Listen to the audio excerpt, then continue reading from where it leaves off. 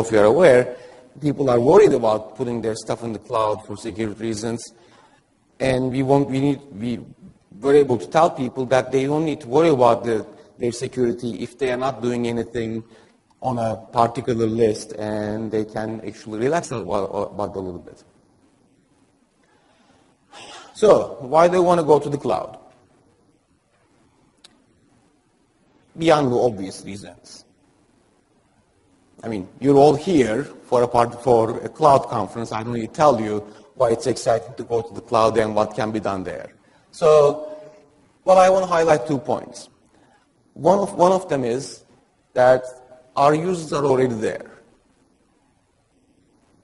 3-4 years ago, when people were still consuming email on premises and there wasn't a lot of mobile apps and things were kind of nascent in this area, we didn't really need to worry about this too much. But right now, every single one of our users can go get an email account in 2 minutes, a Dropbox account in maybe a little bit more than that, and put everything they want on the cloud. They don't have to ask us. They don't have to tell us. They can just do it. Is it right? Probably not. We would rather they, talk to us and understood the risk and all that. But the important thing is that they can do it now. And if we pretend that they can't, if we pretend that we can still control what they are doing, then they're going to leave us behind. And we can afford to have that. We need to make sure that we are with them in their own journey to the cloud and to do all these services that are out there. And that means we need to understand how we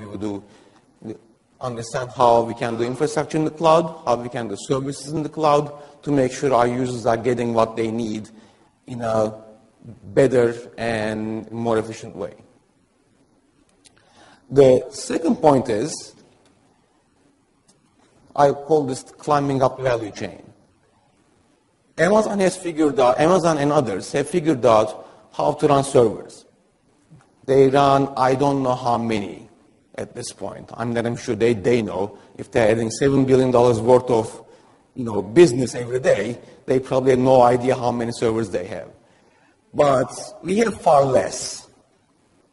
And we could try to establish a service model with tools and everything that enable us to do business like Amazon, but it would take us a lot of money and time.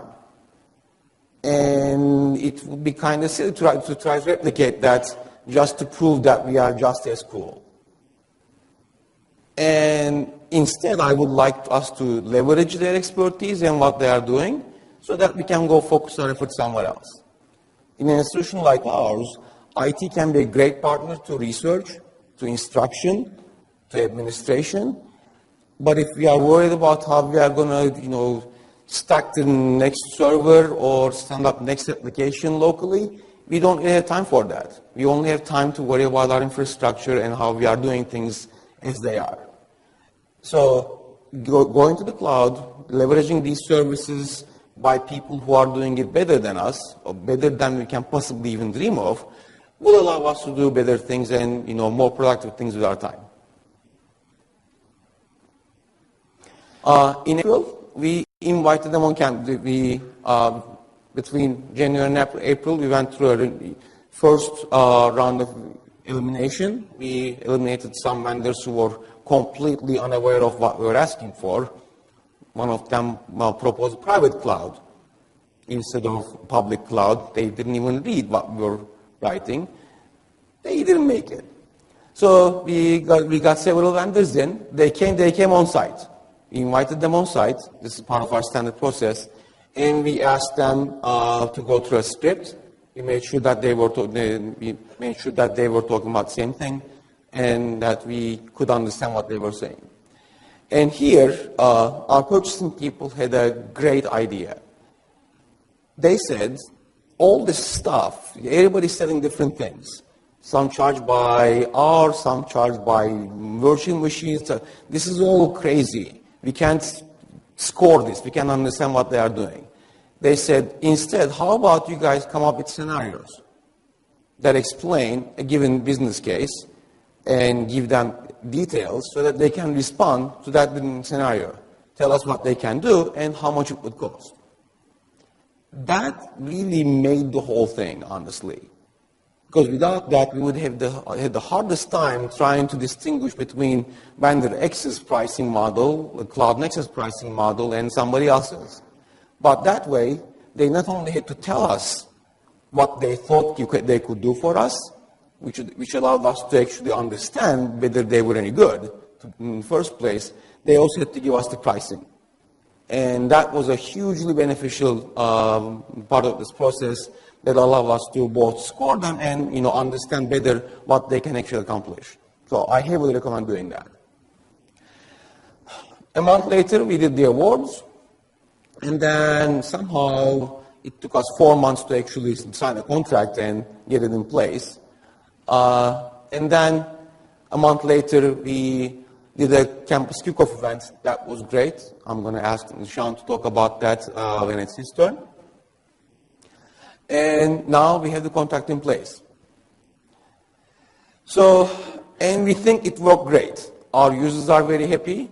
Our purchasing people are very happy because they don't have to manage a whole billing and then rebilling cycle where they have to track people down and everything.